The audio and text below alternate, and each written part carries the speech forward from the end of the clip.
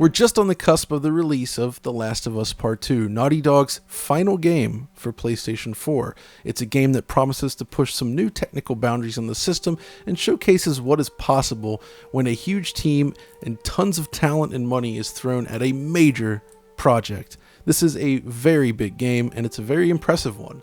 And there is a lot to talk about today. But first, and a little bit of a different thing, I am joined by my good friend and colleague, Richard Ledbetter. Hello there, John. How's it all going? So where do we begin with this one? Because obviously there's going to be a lot of video content going live today, video reviews, but we're not running a video review today, so why is that? Yes, and that's the different part. Normally, for these big releases, I love to do these nicely edited videos showcasing the best visual features in the game. But in this case, the restrictions of what we can capture and show are extremely limited, which means there's so much of the game and so many visually impressive moments, and moments that aren't even really spoilers, that I want to showcase what Naughty Dog has done that isn't really possible in this initial video. So what we decided to do today is, one, we're going to take a look at the game running on PlayStation 4 and the Pro, see how it runs, see what the resolution difference is, and all that stuff. We're going to discuss this game in comparison to the original The Last of Us, talk about some of its gameplay and visual features, and of course, maybe muse over the possibilities of what can be done on PS5. So think of this as a more complete take on the game. Whereas our preview coverage was limited to that little sliver, we can at least talk about everything in the game. So that's what we're about to do. Mm-hmm. But the full tech review, the full John Linneman treatment, that's going to be happening at launch or very close to it, right? Just so people know what they're getting. Yes. Oh, yes, of course. That's important to specify. That video is still being worked on, and it will hit right as the game releases. So be sure to check that out when it does hit. But for now, let's talk about what we can look at. And that is, I'd say a technical and visual masterpiece from Naughty Dog. Mm-hmm. Just amazing looking game here. Yeah, I mean, on the Digital Foundry Slack channel, you've been just sharing screenshots for the past week. And it just gets better and better, doesn't it? It's one of those things where I find myself taking screenshots, videos, capture, just like constantly, like around every corner. And there's a good reason for that. And we'll touch on some of that. But to begin with, let's jump into the whole PS4 versus PS4 Pro thing. So Naughty Dog has some nice history with the Pro. They have updated The Last of Us Remastered and Uncharted 4 to support the new console in the past, but this is the first game they've released, I guess barring The Lost Legacy, which is, it's still kind of its own game, but this is the first true from the ground up PS4 Pro developed game that they've released to date. But the setup is remarkably similar to Uncharted 4 in that you get 1080p on the base PS4 and 1440p on the PS4 Pro. Yeah, so this is like a ground-up Pro project in many ways, but the underpinnings are essentially those that were established with Uncharted 4. So yeah, 1440p from start to finish, no dynamic resolution or anything like that, right? Not that I've seen. No, it seems to be just a locked 1440p with some excellent anti-aliasing. And honestly, image quality is quite good because there's a lot of post-processing, things like film grain, depth of field, and other techniques all used here. It has a very filmic look to it, which works really well in a game like this. So that's key. Mm-hmm. Yeah, it is clean, isn't it? There's no, here's the thing. We talk about 1440p and it doesn't look great on a whole bunch of Pro titles. But this 1440p is backed by one of the best anti-aliasing solutions on the market, bar none, I think. It just looks, essentially you're losing a bit of clarity, perhaps, versus a native 4K presentation. But when you're running it on a 4K screen, you're getting a properly impressive sight. Exactly, and that's the key takeaway here. It looks great on both machines, actually. And that also spills over into the actual details. Usually, I love to go into these side-by-side comparisons and really showcase how different games compare against different competing machines. But in this case, it's basically identical. The same with Uncharted 4, really. It was, essentially the same thing, just at a different resolution. And even then, the resolution differential was kind of mitigated by that incredible TAA implementation they got there. Yeah. And the thing that really strikes me, though, is when you see this game running, and then you consider the age of the PS4. I mean, it really it is something special. And no matter which PS4 you're on, of course, HDR is supported, and it's very different from obviously what Uncharted 4 would look like, in that this is a very dark, indirectly lit game. So HDR isn't going to have the same pop as some of those other games, but at the same time, I found it very effective in that areas where you're exploring, say, a darkened building and you have windows into the outside, the contrast between light and dark, it's very strong and it looks really, really convincing. So that's a good thing. And of course, there's plenty of options in the menu to adjust it as well. So that's great. And in fact, honestly, the options menu is packed with adjustments, including, accessibility options, visual settings, sound tweaks, like all this stuff. It's loaded, but that's what Naughty Dog's known for, right? Mm-hmm. Yeah. So the other side of the coin then, regarding PS4 versus Pro, is going to be performance, of course. And the news is good, but also not the most exciting for us, I suppose, in that you get a very stable 30 frames per second most of the time with occasional dips. And I mentioned this in the preview, but we can show a little bit more here in this one, but not all of it. So let me clarify that. Basically, the big problem I've noticed is that water seems to trigger the few dips that I did notice, and those dips occur primarily on the PS4 Pro. Okay, that's interesting. So it's not bad. You can see here in this scene, we're just getting these little drops along the way as you play. But if we do the same section here on the base PS4, you can see you get a perfectly stable 30 frames per second. And I found this to be consistent throughout, where the Pro is generally just a little bit behind on performance, but it's such a minor thing that it doesn't really matter, and it's not worth lowering the resolution.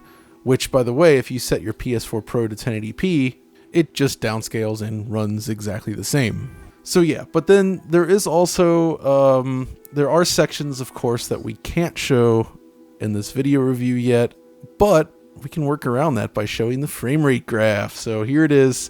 There's no video behind this, but you can see, use your imagination. You can see it's a little bit slower on the PS4 Pro in this scene. So, what can I say? But it is generally, the general thing is that it's water that causes the drops. Primarily. You'll notice them occasionally in other spots, but I found that in almost every case, just being around large pools of water, streams, things like that will drop the frame rate a little bit. But I think it's interesting to discuss frame rate as it relates to this game, in the sense that the performance by and large is a non-issue. It's solid. It's not really the story here. But if you go back and look at the original The Last of Us on PlayStation 3, it really contrasts between the two games released right at the end of the generation, where this game is stable, but the original game is just I hate to say awful, but it is. It's not smooth. Compared to what they did with Uncharted 2 and 3, clearly the game design for The Last of Us was just overly ambitious for the PS3, and you really saw that in terms of overall frame rate. The performance drops a lot. It is often below 30 frames per second. And I think that perfectly summarizes sort of the difference between last gen and this gen. We saw a lot more stable 30 frames per second frame rates this time around versus last, where just getting to 30 was an achievement and not even a common one. Yeah, definitely. I guess last gen, on the PlayStation 3 side of things in particular, GPU was kind of off balance with CPU power. So you did tend to see quite a lot of performance issues across the entire console generation. I think in the case of The Last of Us, though, as you say, Uncharted 2 and 3, they had their issues, but by and large, they were a lot more locked to the 30 frames per second target than The Last of Us. I just get the idea that The Last of Us was a technological statement from Naughty Dog and a farewell to the system. They wanted to push that thing as far as it would go, and the unfortunate casualty of that was that the performance level wasn't quite where it should be. I guess the counterpoint to that, of course, is that in pretty short order, we got The Last of Us remastered on the PS4, which comprehensively addressed that issue. So yeah, but it is interesting, as you say, to compare the priorities, gen on gen. Last of Us versus The Last of Us Part 2. Performance is pretty much solid on the new game. I don't think that's a concern at all. I mean, it is, as you say, always more interesting from a Digital Foundry perspective to talk about something that isn't a flat line. But that's pretty much what you're getting here on the frame rate graph. Yeah, that's precisely right. And that's kind of what gets us into more discussion about what they've done with the technology in The Last of Us Part 2, both in terms of game design and what the game can offer to the players as a presentational experience. And this is where it differs a lot from the original game. This isn't a review, but in terms of raw gameplay, what you do, the way the interactions work, the level design, all of that, I feel this is a tremendous improvement over the original in some very key areas. And some of this is driven by the technology, and some of it's just sort of, I guess, learning from creating these games for so long and sort of evolving the approach they've taken with the original. So by that, I mean, basically, The Last of Us Part 2 features a world that is significantly larger. I typically describe this as wide linear design. It's not an open world game.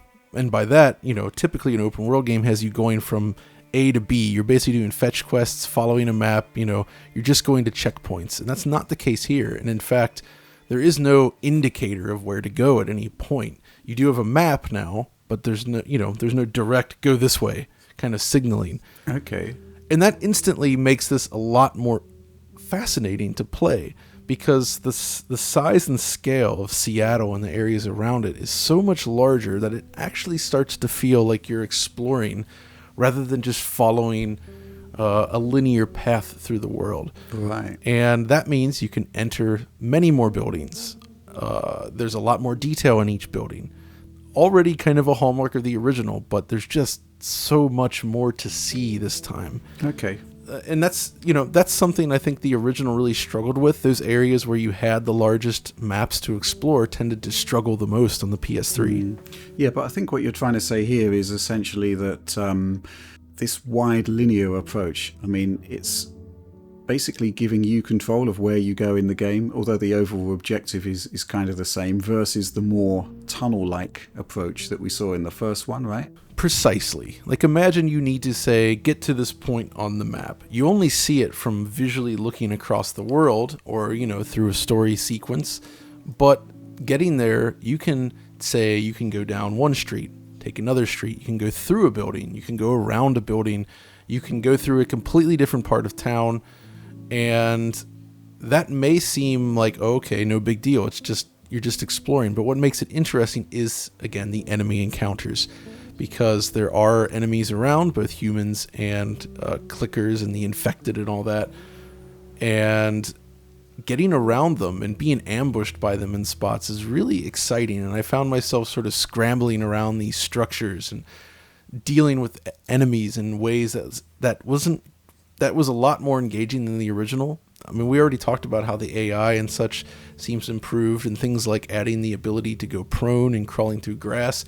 But that's really important here. It just makes navigating the battlefield, dealing with threats, especially threats that you didn't see coming, much more exciting and interesting, especially when they start exploring the buildings that you might be in. And a lot of these buildings you don't need to go into, but the enemies will come find you there. And all of these things were concepts in the original game, and they were somewhat explored, but you always felt the constraints of the PlayStation 3. And by opening up the world, increasing what you can do, like technically, like there's just more moves, if you will, like everything's more engaging. Like a good example is just if you get in close and you get into a melee battle, you need to time your dodging, your attacks, everything, and it works really well. And that ties in then to things like the animation system, where when you attack somebody, depending on what you're standing next to, object-wise, that can influence the animation and the way it plays out. Smashing something through a window, throwing them over a counter, all that stuff. Mm-hmm. It's really neat to see it just sort of play out, because it all kind of flows so well now. Mm-hmm. So when we go back to the classic E3 gameplay trailer that we saw, where combat actually looked extremely fluid and context sensitive to the environment, do you think that has actually been realized in the final game? I'd say they're about 90% there, and that the overall experience is very similar to that. Things like crawling under an object and the way they pull you out, the way that enemies can surprise you. There's a lot of stuff that occurs. It's very similar to that. Grabbing objects as you move along, like all that stuff. Even pulling arrows. If you get shot with an arrow, you have to hold R1 to pull the arrow out. Stuff like that. It is all there, but there is some fluidity in that original trailer, and it's something I plan to do a separate video on down the line, by the way. It isn't quite to that degree. Got it. And that's fair. I mean, these early demos, that's often the way things go, but yeah. Okay, so the first game had quite a few, shall we say, gameplay staples, particularly in terms of the progression puzzles. So how has that evolved for The Last of Us Part 2? Yeah, that's another thing that's changed. If you've played the original, you've probably spent a lot of time moving dumpsters around and putting ladders up against walls. And I feel like they've made a statement by the first dumpster you encounter doesn't occur for many, many hours into the game. And even then, you only really have to do that trick maybe 2 or 3 times. And each time it's a different puzzle. As like one of them involves timing it, like setting it up on a slope, running down, pulling a chain, and getting it through the gate, stuff like that. So it doesn't feel like you're repeating those same actions as much. There's just more variation in actual navigation and puzzle solving this time. And when you couple that with the much larger world, I just think it's a more interesting game overall. Now, obviously, talking about this kind of game design stuff, it's not exactly what we normally do here, but I think a lot of this is just an example of how it's evolved from a technical standpoint and a gameplay standpoint that comes from being a next generation game versus PS3. Right. Yep. Mm-hmm. Yeah. I mean, it's an interesting one, isn't it? Because the storage solution on the PlayStation 4 isn't fundamentally a generational leap in the way that it is with PlayStation 5. But we are getting this much bigger world here, and there's much more to do. There's more variety in there, different ways to go through the game, which I find fascinating. Does that have any sort of implications on perhaps replaying it again and doing it in a different way? So there's actually 2 points there. One, I did find replaying these sections on the 2 consoles, it is interesting because I started to discover so many more routes and ways to navigate the world. And it really makes you appreciate how large the environments can be, even when you're inside an area. Like in that demo we looked at in the preview that was shown at State of Play, the route that they take. There's other ways through that area that are also interesting. And that really starts to bring to mind playing stealth games like Metal Gear, Splinter Cell. And in fact, in terms of the way it plays, it does remind me a lot of something like Metal Gear Solid 5, honestly. The other point on that, though, when it comes to replay, and this is a slight complaint, is loading. Oh, wow. So this, like other Naughty Dog games, the game is basically always streaming data. It spends so much time doing that in the background as you play. The cutscenes are predominantly real-time, like they were in Uncharted 4, which can be adjusted using the photo mode to some degree, so you can really kind of play with it there. But the problem is, if you try to skip these cutscenes, which is an option, the loading between them is long enough where you're like, well, maybe I shouldn't have skipped it because it takes almost as long just to watch it as it does to skip it. So if you're just trying to go through it again, that might be frustrating, but at the same time, they do have an encounters menu, which allows you to select all the different sequences in the game. Right. And just play through them, a little bit at a time, basically skipping a lot of the story stuff. And the sequences are good. Like, it really is a lot of fun to play. Like that E3 2018 demo you mentioned, that is in the game. We can't show it here yet, unfortunately, but it's there. They moved some things around, which is curious. Like they were torturing that guy hanging from some sort of device in the demo, and you can see it in the demo here, but in the final game, it's actually moved to a completely different section of the map. So, and they kind of rearranged some of the stores, and I do enjoy that kind of thing, just seeing how stuff evolves over time. Yeah, I think, there's 2 points here. First of all, the background streaming technology. It's amazing what you don't actually see, what is actually happening in the background. And when you actually go and revisit those areas via the menu, you're kind of exposed to what is previously happening in the background. So that's interesting. But I guess storage-wise, we fully expect to see some kind of PlayStation 5 rendition of the game in the fullness of time. Maybe at launch. I really hope so. But I guess That part at least wouldn't be a problem. The loading, you'd expect it to be pretty much instant. But projecting forward, what do you kind of expect to see from PS5 based on your playthrough so far? Well, with this original game, it's a situation where if they were to update it with a patch, I think if they wanted to get something out at launch, it would probably have to be maybe a performance patch. Perhaps they could hit native 4K, maybe at 60 FPS. That would be a nice thing to do. Of course, loading would be improved dramatically.